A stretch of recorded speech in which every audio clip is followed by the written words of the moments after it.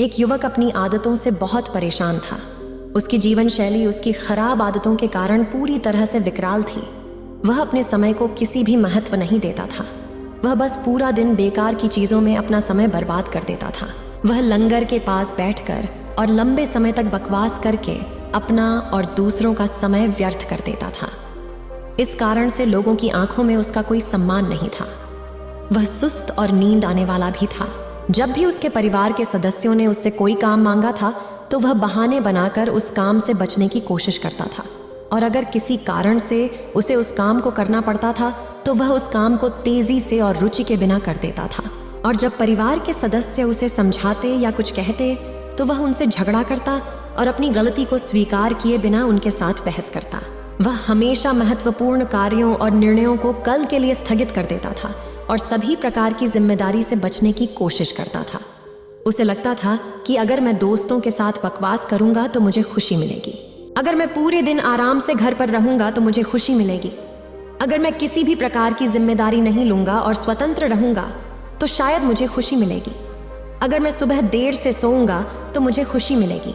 इस सब को करने के बाद उसे कुछ समय के लिए खुशी होती, लेकिन फिर उसे पछतावा होना शुरू हो जाता था। वह अपने समय को व्यर्थ करने के लिए अपने आप को दोषी ठहराता था। उसका मन बेचैन और परेशान हो जाता था। धीरे धीरे उस युवक ने भी समझा कि उसकी आदतें उसकी सभी समस्याओं की जड़ हैं। उसने समझना शुरू किया कि काम को स्थगित करना और समय बर्बाद करना कुछ भी नहीं करेगा। यह मुझे कुछ समय के लिए खुशी दे सकता है, लेकिन अंत में मैं स्वयं संवेदनशील और दुखी हो जाऊंगा। उसने खुद को बदलने की कोशिश की, लेकिन कुछ दिनों बाद ही वह अपनी पुरानी स्थिति में वापस आ जाता, और यह उसके साथ कई बार हुआ। वह पूरी योजना के साथ अपनी आदतों को बदलने की कोशिश करता, लेकिन कुछ दिनों के बाद ही वह अपनी पुरानी आदतों में वापस लौट आता। अब उसने भी उम्मीद छोड़ दी थी। उसे लगने लगा कि चाहे जितना भी प्रयास करे वह अपनी आदतों से छुटकारा नहीं पा रहा है। उसका जीवन बिगड़ गया है। अब उसे एक ऐसे निरर्थक और एक रूप जीवन को जीना होगा। ऐसा सोचकर वह बहुत उदास और चिंतित हो गया। फिर एक दिन किसी ने उसे बताया कि गांव के बाहर जंगल के नीचे एक प्रबुद्ध बौद्ध महात्मा अपनी कुटिया बनाकर रहते हैं। तुम उससे मिलो। उसने कई लोगों की समस्या का समाधान किया है।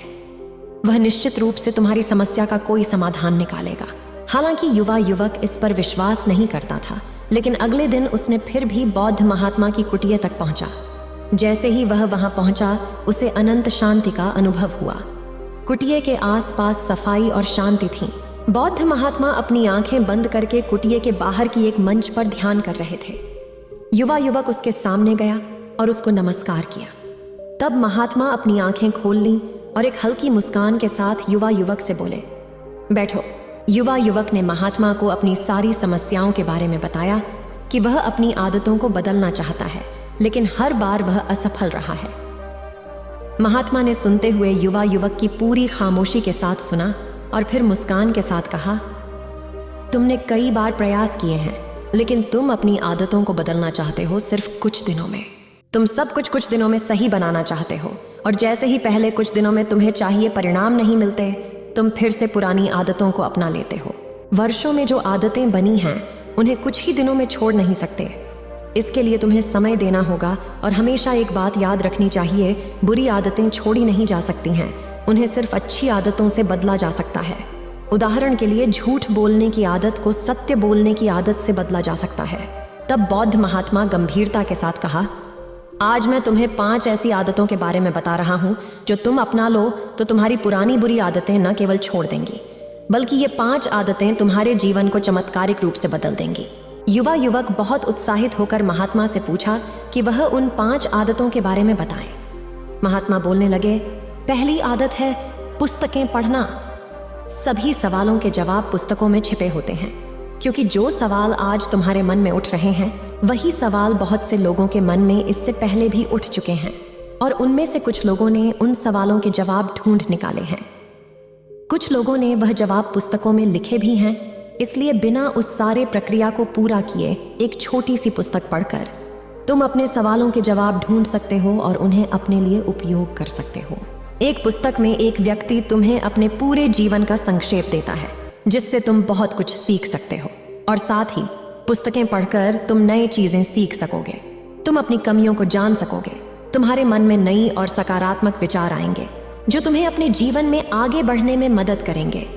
दुनिया में हर सफल व्यक्ति जरूर पुस्तकें पढ़ता है, तो तुम भी आज से सकारात्मक और अच्छी पुस्तकें पढ़ने के लिए समय निकालो। यह आदत तुम्हारे जीवन में चमत्कारिक बदलाव लाएगी। बौद्ध महात्मा ने आगे कहा, दूसरी आदत है लेखन। लेखन अपने आंतरिक मौलिकता के साथ एक संपर्क बनाने का एक अद्भुत तरीका है। जब हम रोजाना लिखने की आदत डालते हैं तो हमें अपनी सच्ची आंतरिक प्रकृति महसूस होने लगती है। लेखन का सबसे बड़ा लाभ यह है कि जब हम लिखने के लिए बैठते हैं तब हमारा मन भटकना बंद हो जाता है और हमारा ध्यान वह विषय पर केंद्रित होना शुरू हो जाता है जिसके बारे में हम लिखना चाहते हैं। हमारे मन में हर समय कई विचार चल रहे होते हैं, लेकिन लेखन उन विचारों को हमारे मन में पक्का कर देता है। महात्मा ने कहा, अपने माथे पर एक उंगली रखकर। हमारा मन विचार इकट्ठा करने और याद करने के लिए नहीं है, बल्कि नई विचार उत्पन्न करने के लिए है।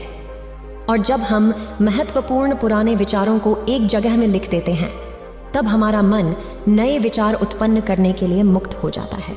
हमारे जीवन में हर दिन हमें कुछ महत्वपूर्ण अनुभव होते हैं, लेकिन जब हम उस अनुभव से बाहर आते हैं तो उस अनुभव का प्रभाव कम होने लगता है या हम भूल जाते हैं। इसलिए महत्वपूर्ण विचारों और अनुभवों को तुरंत लिख लेना चाहिए, क्योंकि जब समय आता है तो हमें उन विचारों को फिर से याद नहीं होता। महात्मा ने कहा, तीसरी आदत है प्रतिदिन ध्यान करने की आदत बनाओ। ध्यान वह माध्यम है जो तुम्हारी सभी मानसिक समस्याओं को हल करता है।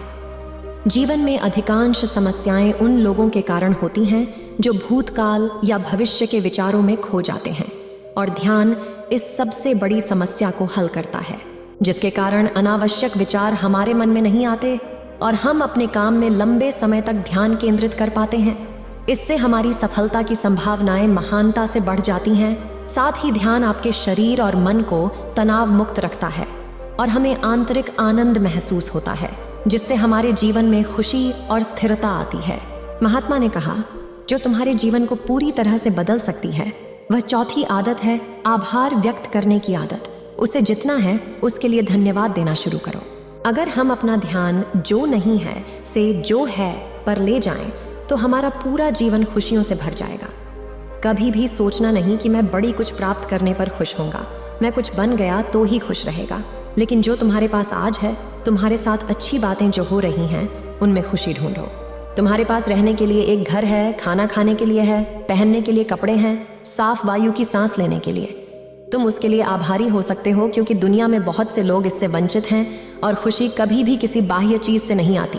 खुशी यह नहीं आती है कि हमने क्या खरीदा है, क्या लिया है, क्या बन गए हैं, बल्कि हमें खुशी तब मिलती है जब हम अंदर से महसूस करते हैं कि हमारे जीवन में कुछ भी नहीं कम है।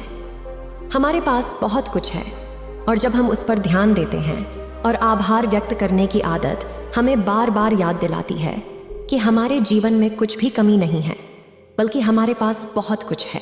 मोन्क थोड़ा गंभीर होकर कहते हैं, 5 ऐसी आदतों में से एक है जो मैं कहूँगा कि आपको अवश्य अपनानी चाहिए। वह है आभार व्यक्त करने की आदत, क्योंकि यह आदत आपके जीवन को सबसे सकारात्मक रूप में बदल सकती है। मोन्क 5वीं आदत कहते हैं, वह आदत डालें जिससे आपको मुतप्रेक्षा के साथ विचार करना शुरू करें कि आप क्या प्राप्त करना चाहते हैं। सोचिए कि आपने वह चीज प्राप्त कर ली है, फिर आप कैसा महसूस करेंगे, आप कैसे व्यवहार करेंगे। वही काम आप आज करें, अपने आप को सफलता प्राप्त करते हुए और वह चीज प्राप्त करने की इच्छा को देखें और महसूस करें। हमारे मन में जो विचार उत्पन्न होते हैं, जिन चीजों की हम सपना देखते हैं, उसे प्राप्त करने की कोशिश शुरू कर देता है। वह उसे अपनी ओर आकर्षित करता है। ध्यान दें कि किसी भी सेनापति ने युद्ध को जीतने से पहले उसे अपने मन में कई बार जीत लिया है। ठीक उसी तरह सफलता को प्राप्त करने से पहले हमें अपने मन में वह सफलता बार बार प्राप्त करनी होगी। इसलिए जो भी आप बनना चाहते हैं या प्राप्त करना चाहते हैं, उसके बारे में अपने मन में पूरी आत्मविश्वास के साथ विचार करना और महसूस करना शुरू करें। यदि आप इन 5 आदतों को अपने जीवन का हिस्सा बना लें, तो आपका जीवन चमत्कार पूर्ण रूप से बदलने लगेगा। ऐसा कहकर बौद्ध मोन्क शांत हो गए। युवक ने मोन्क के सामर्थ्य के अर्थ को समझ लिया था। उनके सामने ही उन्होंने वादा किया कि वे इन 5 आदतों को अपने जीवन का हिस्सा बनाने का और मोन्क को आभार व्यक्त करने के बाद वहां से चले गए।